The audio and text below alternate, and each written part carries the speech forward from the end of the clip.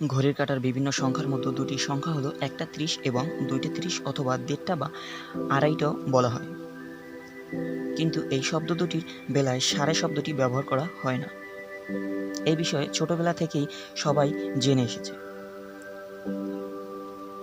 তবে কেন বলা হয় না তা সকলেরই অজানা। ৩টে ৩০ থেকে বাকি সময় বলার সময় প্রতি ক্ষেত্রেই সাড়ে শব্দটি ব্যবহার করা হয়। কিন্তু ছোটবেলা থেকেই এই প্রশ্নটি একাধিকবার মনে এলেও বলতে পারে না কেউই। শুধুমাত্র সময়ের ক্ষেত্রেই নয়, টাকা পয়সা গণনা বা লেনদেনের অন্যান্য গণনার ক্ষেত্রেও একই কথা বলা হয়ে থাকে।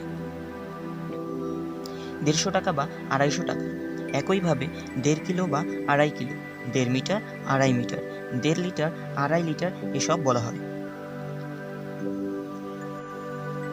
কিন্তু সেভাবে চিন্তা করলে দেখা যাবে এই শব্দের ব্যবহার মূলত ভারতীয়রাই করে থাকে। ভারতে ১.৫, ২.৫ ও ত্রৈমাসিক গণনা চালু রয়েছে। এই শব্দগুলি ভগ্নাংশে হিসাব করা হয়। প্রাচীন ভারতে এই শব্দগুলি ব্যবহার করে ভগ্নাংশ হিসাব করা হতো, যার চল এখনও রয়ে গেছে। ভগ্নাংশ হলো একটি সংখ্যা যা পূর্ণ সংখ্যার একটি অংশ বা অংশকে বর্ণনা করে, অর্থাৎ দুটি পূর্ণ সংখ্যার ভাগফল হলো ভগ্নাংশ।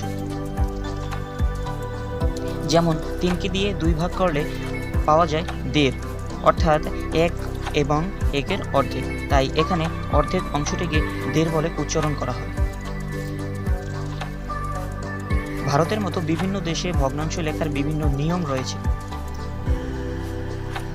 বেশ কিছু পূর্ণ তথ্য থেকে জানা যায় প্রাচীনকাল থেকেই ১/৪ পৌনে-২ ও ২.৫ পর্যন্ত নামতা পড়ানো হতো।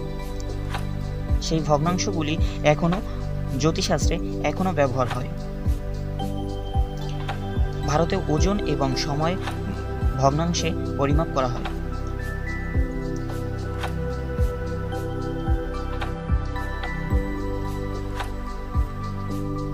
প্রথম থেকেই ভারতের মৌলিক গণিতের যে পদ্ধতিগুলি ব্যবহার করা হয়েছিল তা আজও প্রচলিত রয়েছে অপরিবর্তিতভাবে। ঐতিহাসিক ও ভাষাবিদরা বলেন, প্রাচীন ভারতে সবথেকে বেশি প্রচলিত ছিল ১-এর অর্ধেক ও ২-এর অর্ধেক অংশের ব্যবহার। তাই তখনকার মানুষ ১.৫ বা ২.৫ পরিবর্তে শব্দ দুটি দ্রুত উচ্চারণ করতে ১.৫ বা ২.৫ ব্যবহার করছিলেন।